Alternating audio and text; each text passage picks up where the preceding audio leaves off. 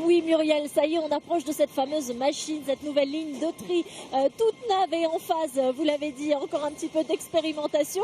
J'y rejoins Guillaume Sylvestre du groupe Suez, l'un des sous-traitants du SIDOM du Jura ici. Alors qu'est-ce qu'elle fait cette machine merveilleuse? Dites-nous. Alors c'est une machine qui vient d'être installée et qui permet au moyen de griffes rétractables de séparer les films plastiques des journaux.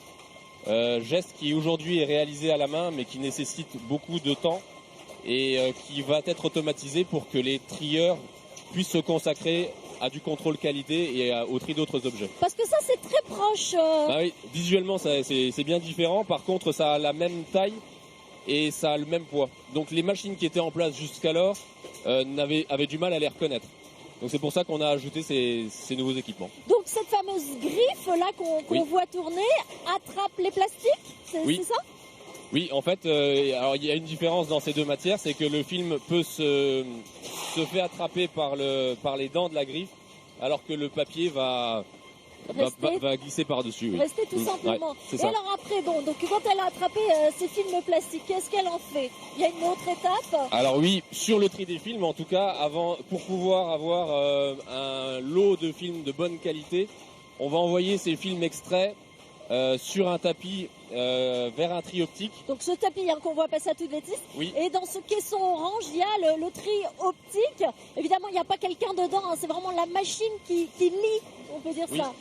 Qui va reconnaître la matière et qui va démêler les différentes sortes de plastique pour avoir des plastiques de bonne qualité. Ça peut être quoi comme différentes sortes de plastique? Alors ici vous avez un emballage de bouteilles de lait, les packs d'eau qu'on va dissocier et différencier des emballages par exemple de bouquets de fleurs qui sont en plastique un peu plus craquant et qui n'ont pas la même nature chimique.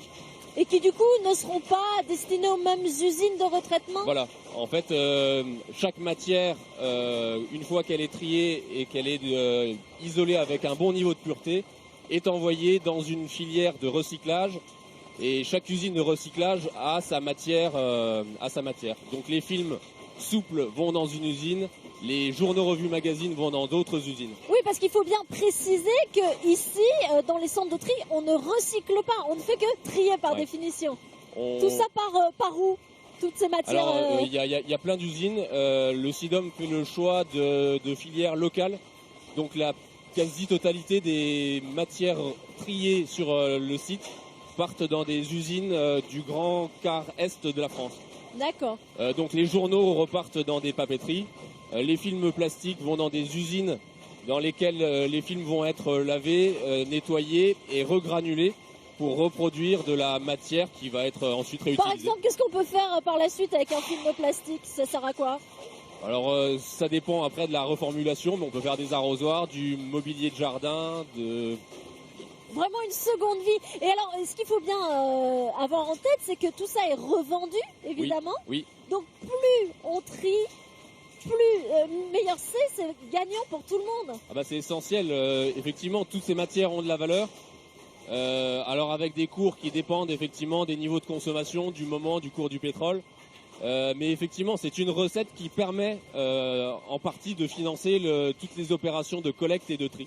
Donc c'est essentiel d'avoir le maximum de matière. En fait. Et donc si on a bien trié, on fait baisser aussi sa taxe d'ordures ménagères à terme.